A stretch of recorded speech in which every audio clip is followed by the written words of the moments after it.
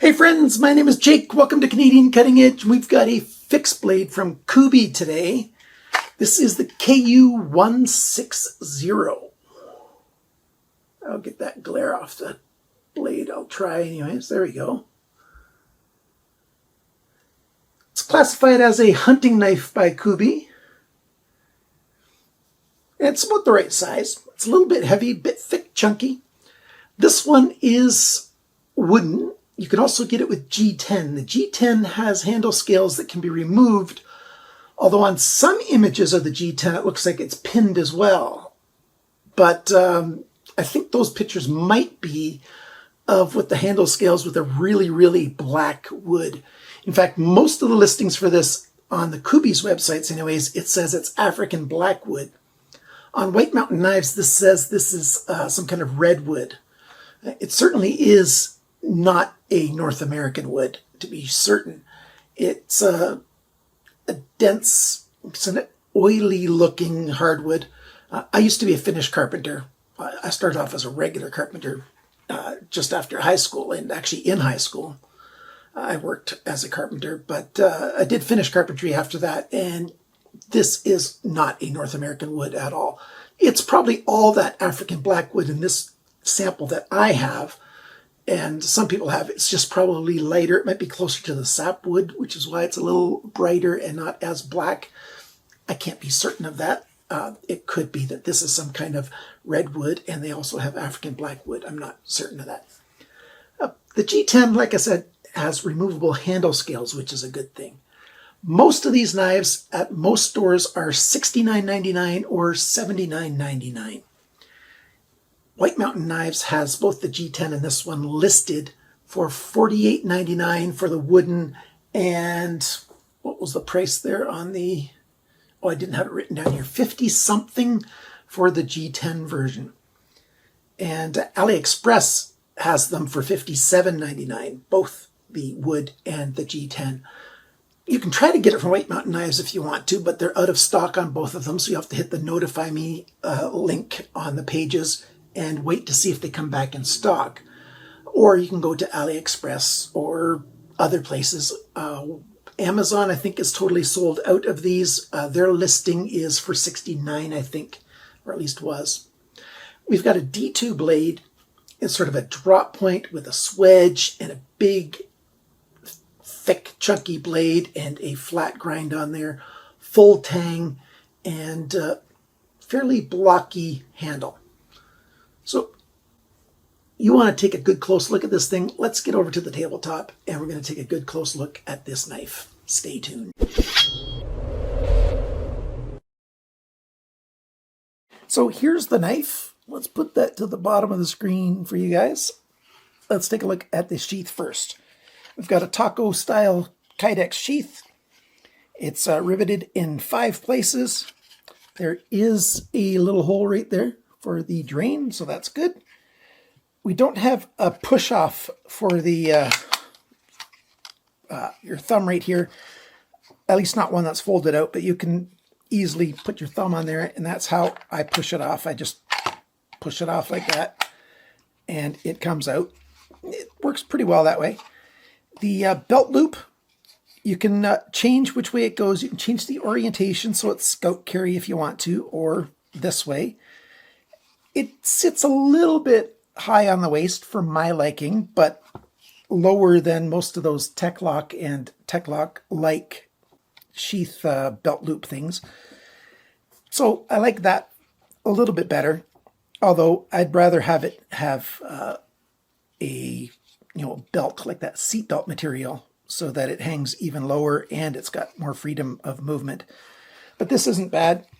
Just so that you guys can see it on the screen, you can put a 2-inch belt in there. Well, not quite a 2-inch belt, but an 1 3/4 belt fits in there, no problem. The metric is on the screen. It's a pretty good sheath for what you're getting. $70 knife. It's not bad. It works. The retention's nice. It's not noisy. It's not shaking around, making all kinds of annoying noises. So it's reasonable. The knife. We've got horizontal sanded flats right there, and then we've got vertically sanded bevel. We've got a swedge here that's also vertically sanded. It's a bit of a drop point, but not much. It just is dropping a little bit down here. And we've got some nice big jimping up here. We don't, well, it's sort of like a sharpener's choil. It certainly works like one. It just doesn't come back down. It just is a cutout right here so that you can easily sharpen right to the end. And that's a big opening here, so things aren't going to get caught in that spot. The grind, it goes from the edge to the full blade thickness very quickly here. I'm not that fond of that. I wish this bevel line stayed closer to the top and was a little closer to a full flat grind, because right here, you know, it gets thicker quickly. And right here, it's a little bit better. It takes a little longer for you to get to the full thickness of the blade. You have full thickness of the blade all the way till that point right there, and then it tapers to the tip. It's got a very strong tip. This knife, I was doing that reverse kind of grip, and I was plunging it into some wood, some 2x4s and some other wood that I have, and just prying it out. It works just fine. If you're wondering why I don't demonstrate any of those things, I stopped demonstrating cutting in my tests quite a while ago, primarily because it's very easy to make test results look great or look terrible depending on what the person holding the knife wants it to look like. That really is the truth of the matter. I did a whole video explaining in more detail why I don't show cut tests on my reviews. I'll put a link to it right up here in the corner. That's in the card and at the end of this video as well. And I'll put it down below, even in the comment section, to make it easy for you guys to see. Watch that whole video to get the full explanation on why. Handle here, it's a full tang handle all the way back. You can tell that these bolsters here have been glued on or something. They're not welded onto the main tang here, which is good because that creates a lot of heat, because you can see the seam line right there on both sides. But you've got a steel front guard, and then you've got wood coming back. We've got some stainless steel pins back here and full tang back here. No lanyard hole, which I kind of miss. I wish there was a lanyard hole back there, because this knife has got enough weight, and with the blade shape, being narrow and getting wider here, it could be used for some minor chopping. Certainly, this is not a chopper by any stretch of the imagination, but you could use it for some minor chopping. Grip it back here, and if there was a hole, you could, use the lanyard to have a better grip. But I did it this way, and it works fairly well. The handle's a little bit blocky for my liking. I don't mind blocky on the spine. For some reason, that just feels okay in the hand. But here on the handle, I wish it was a little more rounded coming down. We can just barely sort of focus down here. You can see how that edge is just a radiused off 90-degree edge. And I'd like it to be much more radiused, and then it would be a little more comfortable. But it's fairly comfortable. My hands are just barely into the extra large range, and it worked okay for me. I doubt people with men's medium hands and some men with men's large hands, like 8 or smaller in the European men's glove sizes, I think you're going to find this handle feeling a little bit smallish. The same thing is true with the Ganzo 240, the Kubey 240 that I'm going to be talking about in a future video. Other than that, it's clearly real wood here. We've got a little bit of character on this wood. It looks like it's getting close to a knot over here. The color is a little darker here, a little bit lighter there. That could have been from, they might have dyed it or something. This side's a little bit lighter, a little bit more yellow. And they'd sanded quite a bit just behind the pins. So behind this first pin, so it goes in a bit, and then it doesn't really bulge, but sort of, and then it comes in again at the back here. It's okay. I'm not that fond of how this feels for any long-term use. The jimping's nice, that's okay, but this is a big fat blade that's heavy. why don't we go over all the dimensions and sizes and stuff so you can get a better understanding of how this thing is. D2 steel, Rockwell's around 60. Kubey has been proven in the United States to make their knives with the steel that they claim, so that's good. The cutting edge on this thing is 110.7 millimeters, which is 4.36 inches. Blade length, tip to the handle bolster here, 119.5 millimeters, 4.7 inches. The thickness of this knife is 4.84 millimeters, which is 0.1905 of an inch. The blade depth, it's biggest right here, and that is 35.1 millimeters, 1.38 inches. How thick is it behind the grind? 0.56 millimeters, 22 thousandths of an inch. Yeah, it's a little bit thick, but it's not terrible. And the grind angles. This side here, we're going to say an average around 22.5 degrees. Started at 23.1, 22.5, and ended at 22.1. This side's got an average of roughly 16.9, about 17 degrees. It started at 17.2, 16.1, and ended at 17.4. So there's not that much variability, but there is like 4.5 degrees difference from one side to the other. The handle length, it is 119.1 millimeters. So almost exactly the blade length. We've got the handle length. This is smack dab in the middle, which is 4.69. So this was 4.7. This is 4.69 inches. The thickness of the handle at the thickest spot, which is right about in the middle of the handle, that is 21.1 millimeters, 0.83 of an inch. The handle depth, the widest point is right at the end here, 34.4 millimeters, 1.35 inches. The grip area between my thumbs, it's almost 11 centimeters, just a little bit over 4.25 inches. And the total length of this thing is 238.6 millimeters, which is 9.37 inches. How sharp was it from the factory?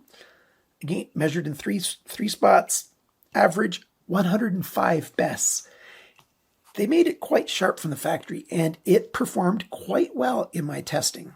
So that's okay. I just don't like that it's over 20 thou thick, because every time you sharpen it, it's going to get thicker behind the grind, especially back here where, you know, it's just a short distance.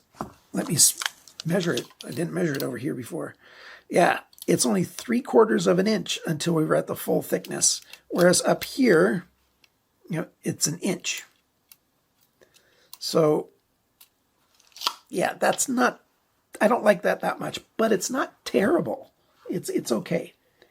So, what do I think of this thing? Pros and cons and all that stuff. I think the G10 would have been a smarter buy for me.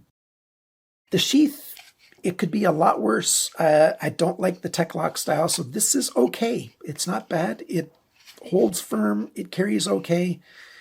It holds the knife well. It's got good retention. It snaps in there well. I like the sheath is pretty good. It's very strongly built. This thing's a durable beast. So it's almost 5 millimeters thick. That's a lot of steel. I know there's some American companies that make knives that love to do super thick stuff, 1/4 of an inch thick. You know, this is a little bit under 1/5 of an inch thick. I just don't get it. Those things are just too heavy. Yeah, they look cool and they're fun, but I wouldn't want to skin an animal with this thing. It just weighs too much. It's got a nice guard so that if you do use it for piercing into things and you come to a sudden stop, it really protects your hand, so that's good. I like that big sharpener's choil that they put in there. They remembered the little thing like putting a drain hole in the Kydex sheath, that kind of stuff. It's good. Some things I'd change. I would add a lanyard hole. That would have been nice. The handle shape isn't the greatest for any longer term use. You know, for pulling it out and cutting something, putting it back, sure. But it's not something you're going to want to hold for a long time. The handle scales are not removable on the wooden version. I can understand why, but if you really want that, get the Kydex version if you like the rest. This wood has shrunk here in Alberta. It's a fairly dry climate, and now you can run your nail across and it stops at the metal because the metal's sticking proud just a little bit on both, this side and this side, so the wood has shrunk this way just a little bit. The length hasn't really shrunk, but that makes sense. So, and the other thing I already said, this goes to the full thickness too quickly over here. I wish, the plunge came back and so that it was deeper, a wider plunge. So that's that. It's a decent knife, but it's not something that I'd recommend for actually doing any extended use. I'd want something else. Let's put it this way. If I was in a survival situation, I'd want something other than this. If I only had this, I'd certainly keep it and use it. But it's not very high on my list of desirability for that kind of scenario. But it's a fun knife. That's all I've got for you today, my friends. Thank you so much for watching this video. Thanks for liking, sharing, commenting, and subscribing. And remember, always cut towards your chum, not your thumb. Bye for now.